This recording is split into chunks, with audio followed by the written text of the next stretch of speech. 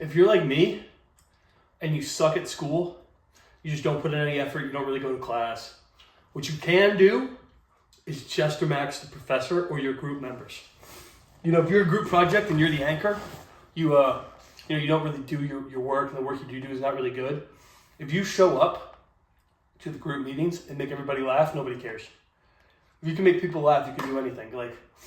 And this is kind of like a halo effect. Like the halo effect for looks is if you look good, you can do whatever you want. But I'm not really a Chad, you know? I'm kind of just a mid-tier MTN, kind of just a mid-tier normie.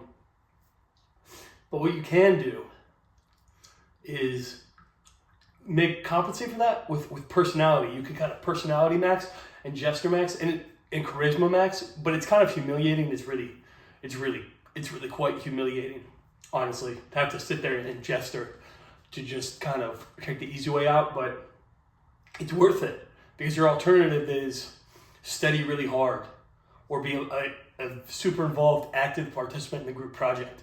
Nobody wants to do that bullshit. So what you can do is just kind of show up, make them laugh, and people will associate that good feeling with your presence, you know? They'll associate laughs with you. And that's kind of how I've got to this point in my life. I've kind of skated by, just Jester Maxing, you know? Making the professor laugh, making my friends laugh. That's why I have friends. Making ladies laugh. Like that's I'm really a one-trick pony. There's not much. If I can't make you laugh, it's fucked. Like it's sunk. There's not really any depth to me as a person. There's nothing I really particularly care about all that much. I just kind of float on by, just all sunshine, rainbows, laughs and giggles. And so what I've learned to do is Jester Max my professor. Like it's just super easy if it's like an older woman who's kind of chopped. Like maybe her husband doesn't really give her that much attention anymore. You can kind of personality max her, like low key flirt with her, but not overtly to where she's like offended or appalled. You can like, you know, open the classroom door for her as she walks in, tell her good morning, happy to be in class. You know, you go to office hours, you ask her like mundane questions that she's easy to explain. You overtly, over the top, say thank you, things like that.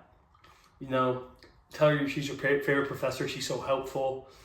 I did this with my professors. By the way, showed up to like one class a week, 42 on all three midterms, definitely like a sub 30% on the final. She gave me a B because I was going to office hours, just cutting it up, making her laugh, chopping shit with her, you know.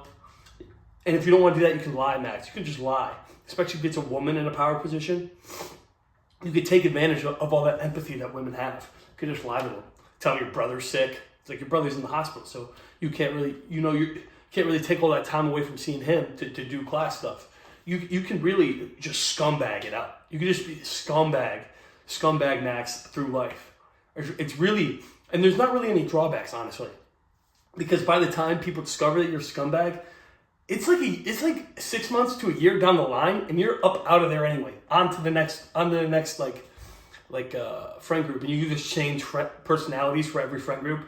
You can just kind of become really just super self-centered and scumbaggy, you know? And it's honestly like, I'm not sure it's not a super effective strategy, because you look at the people who are uber wealthy and like the people who run the world, people in politics, this is kind of what they do. They scumbag Max. So I really think it might be the most optimal path towards a desired life is just being super self-centered, only caring about yourself and just scumbagging it out. You know, ask people to do favors for you and don't do anything in return. Like, I think my 2026 resolution may be to employ scumbag maxing.